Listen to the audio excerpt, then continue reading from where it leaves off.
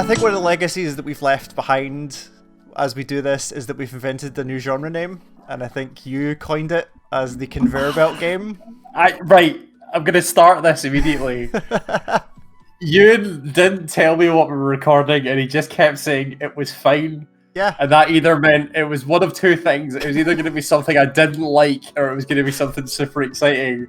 And he knows the fact that I've said before that we do too many videos on fucking conveyor belt games on the site. And now he's going to put me through another recording session where we have to sit and watch another goddamn conveyor belt game. So there's two reasons. I said I wasn't going to do any more of these, but there's two reasons why I wanted to do this one. Well, three. One, it would annoy I'm not going to do any more of these except when I want to. Two, I have put a lot of hours into this game, and I feel like it's useful to chronicle the things that we put a lot of hours into, considering this is what we do here. And three, the thing. Oh, cool! So I get to make a Destiny video every month. Then is that the? Sure, yes, sure, go. Okay. We need to fill out the YouTube channel. It'll be fine.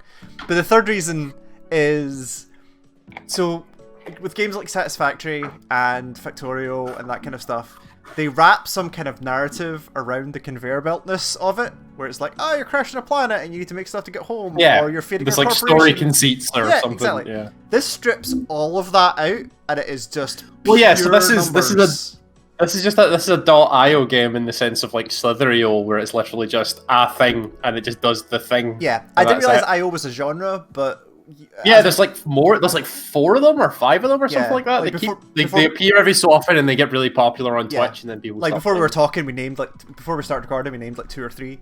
So I'm very quickly going to start a new game just to show what you start with, and then I'll show you where my factory is. So I'm getting PTSD again. Oh. So we have a map, a very large map, and we have our hub, and everything has to go into the hub.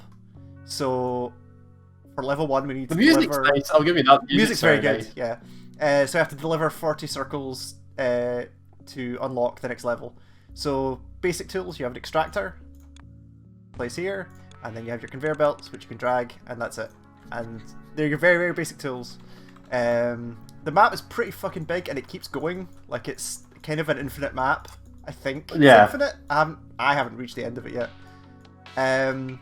Which is simple enough, but also you can just like shift click and make a bunch of crank that shit and get like really fucking go for it. Can you combine the conveyor belts into one big conveyor belt? Not yet. Oh, hold on. So I actually looked, and this is done in web technologies, which I was impressed by. Like, it's like JavaScript and HTML and stuff like that. Oh, okay. Which is very cool. Yeah. So yeah, so you deliver that stuff in there, and that unlocks levels. We have... Oh, they haven't actually showed us the thing yet. I'm just going to really speed this up. Yeah, so I've put, like, 20 hours into this, or something like that. Like, it's been a lot. Shape off the top. Oh, okay, so you're changing the size. So now we have a cutter. So now the shape. Exactly. So now the thing, we need to just... So you have to make half circle. Yes, so now we can... This really is just... everything. It strips every single bit of artifice away from this, and is just like, yeah, hey, do you want to just make shapes into other shapes and then deliver them and let all the numbers get bigger? So then that one will come out there, but this one, the other side that comes out is the other half of that, and it's not going to work because it won't contribute towards the thing. So you actually put a trash can in here, and that'll just eat it. Because if you don't eat the other side of it, it will just stall eventually. So the one thing I'm not too happy about with this is that it doesn't give you some of the tools until much later that you would want to be useful. So like, I can't copy paste this. Oops. Yeah, like copy paste your setup. Yeah, so I can't do like a like whip select. So I could select that thing, and I kind of want to just like grab this bit, duplicate it, so I could just set up another conveyor belt. But you don't get so why does it say copy paste at the top then? Oh, copy. Complete level 12. Not unlocked blueprints. yet. Yeah. Okay. And also they charge you for blueprints, which I'll show you. Later. Like real money? No. Okay. Like in-game. So some of the constructions that you build feed into other, like, you use as tokens to pay for other things. Right. Okay. Sure. And stuff like that. I'm hoping once this is done, I get to do. It shows the progression. If not, I'll just jump into my game. But it does get a pretty good job of showing you like you end up with a lot of objectives at once, which are all shown kind of down here. And then, so you've got a bunch of different shapes. So, yep, thank you. Next level. Unlock upgrades. Okay, good. So it's going to show us the upgrades. So, there. Here's our upgrade tree. So you start with tier 1, and it says, here's the thing you need to be able to get to the next tier. Any of these you can also just pin to the side, and it will show you exactly what you need. Then we start getting mixing and painting and all that kind of stuff. There's like statistics and graphs if you want graphs and all that kind of stuff. Okay. So then again, level 3 to unlock split and merging, deliver squares. There are squares here. There are colors. There are different shapes. If I go further off into the wilderness over here, you start to get really weird shapes. Which you can do. So that's weird shapes that you could like cut apart and then stick back together. And also very usefully, you can set like markers to be like, oh right, that's where that thing was that I was looking for, and the marker here, and it's pretty handy. So that's the very basic. Like you do stuff and it all feeds into your hub. That's the easy bit, right? We're gonna go back and we're gonna go into my level 16 game, which is faintly terrifying. So, right, where's the hub? Here we go. So, this is the thing I'm currently working on, level 16. What's the complicated one? So this one here is called... It upsets me. See if you zoom out. Yeah. Like, you're like, keep going if that's as high as you can go. Like, all that's up. See that image? Yeah. It upsets me knowing how happy that image makes you. This game has brought me so much joy. It's unbelievable. Oh, God. So there's a couple of things going on here. So let's take this one for instance. So this is currently making... If I just it's making these shapes here. So you can see there's like multiple colors and like stacks and all that kind of stuff on there. Yeah. So how do you get to that? Well, let's go backwards down to here and then here. So we're feeding in circles. The circles then go into the painting thing and come out as red circles. These things let you pass stuff underneath other conveyor belts. Right. But they're also useful to have your copy paste, so you can just build chunks of them.